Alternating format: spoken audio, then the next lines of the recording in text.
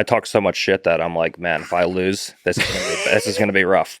So yeah, you put a lot of. I mean, that's a hard thing to do when you talk shit. When you play the heel, is so you have much to perform. The pressure is. I mean, you have to be good under pressure.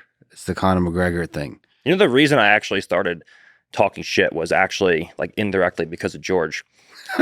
because I won. I will become the opposite of George. I won my first EBI, and I didn't talk shit, and everyone was like being like, oh, you know, he only beat Yuri because he was tired, or you know, this or that, and if they had a rematch under any of the rules that he would have lost.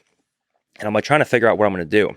So I'm scrolling through George's feed one day, and he posted a clip of him beating someone, and I look at the comments, and I'm with this in mind, I'm like, George is the nicest person of all time.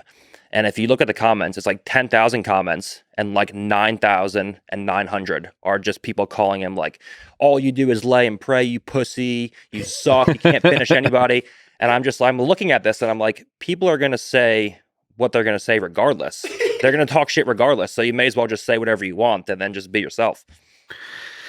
Is there some aspect, that's what I mentioned, Conor McGregor, he crossed the line with Khabib, at least in the eyes of Khabib. Is there something you ever regret about crossing a line, or you ever feel like there's a line, or do you just keep pushing the line? I basically play it per person. I basically fire back with like one step above what they do. It's always +1. Yeah. Okay. So I usually go hard, like they fire a bullet, then I drop a duke. Right. And then after that initial shot, then we go back and forth, and I'll just keep one-upping them. So, you know, there's a lot of people that love you, but there's also a lot of people that love to hate you. Yeah.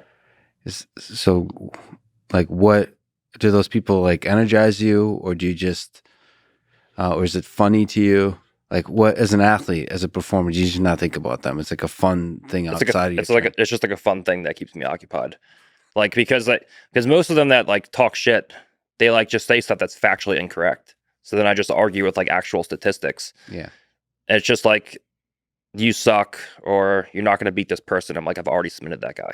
Yeah. So it riles them up, and it's just a fun thing for me to do on my downtime. Yeah, your responses are usually very factual. It's very scientific.